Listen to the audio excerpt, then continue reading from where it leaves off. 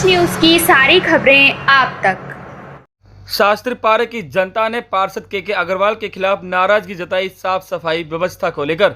आप देख सकते हैं कि मंगलवार की सुबह 11 बजे शास्त्री पार्क के एफ ब्लॉक के पास क्षेत्रीय जनता इकट्ठी हुई, जहां पार्षद के अग्रवाल के खिलाफ नारेबाजी की। कहा कि जब से पार्षद बने हैं के अग्रवाल, जो भाजपा से हैं, तब से लेकर क्षेत्र में वो नहीं आते हैं।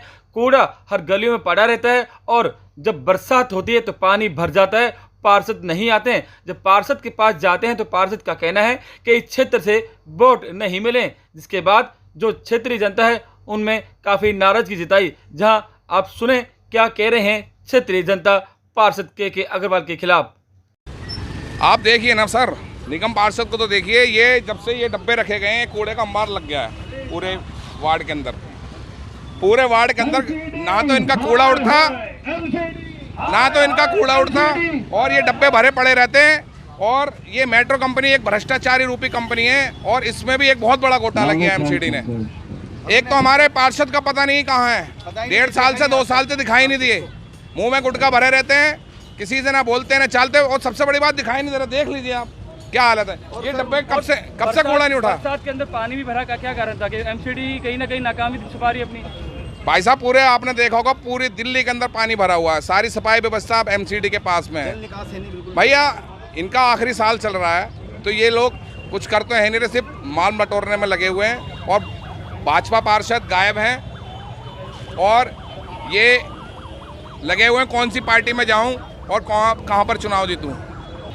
सर, सबसे बड़ी बात ये कि जब से उन्होंने चुनाव जीता है मैंने तो उनको देखा नहीं, और कभी अगर उनको ऑफिस में जाते तो मिलते नहीं हैं और ना ही किसी से बात करने को तैयार हैं। सबसे बड़ी बात यह है कि अभी 2 दिन पहले बरसात हुई, उसके अंदर पानी का निकास कहीं से कहीं तक भी नहीं है। ना एमसीडी कोई नाली सफ़ा करा रही है, ना कुछ करा रही है, जिसके अंदर क्या कहते हैं ओवरफ्लो चल रही है नालियाँ और घरों के अंदर पानी भर गया। और सबसे बड़ी बात यह है कि इस क्या कहते हैं कोरोना जैसी महामारी के अंदर उन लोगों ने क्या कहते हैं अपनी शक्लें तक की नहीं दिखाई आकर, और परेशानी इतनी बेहिसाब हो गई है कि सारी गंदगियाँ घरों से बाहर निकल के रोड बह रही है, लेकिन उनका पानी का कोई निकास नहीं।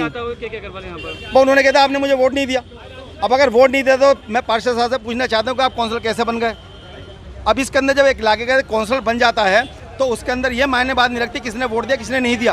पार्षद सबका होता है, जिस वार्ड का पार्षद चुन के आता है उस पार्षद को तो कोई भी क्या कहते हैं समुदाय के लोग हों उनको उसका काम करना पड़ेगा। ये हकीकत है, इसके अंदर कोई दो राय वाली बात नहीं है, उसके अंदर कोई भी हो। लेकिन आप इस बात से पीछे छुड़ा लेंगे कि मुझे आपने वोट नहीं दिया, तो ये नाइंसाफ़ी है और ऐसे पार्षद को ये बात शोभा नहीं देती। कई दफ़े मैंने उनसे बात भी करी, उन लोगों ने बात करी, उनका एक ही जवाब होता है कि जी आपने मुझे वोट नहीं दिया। तो मेरा कहना उनसे ये कि पार्षद साहब, अगर आपको वोट नहीं दिया तो आप चुन के कैसे आए?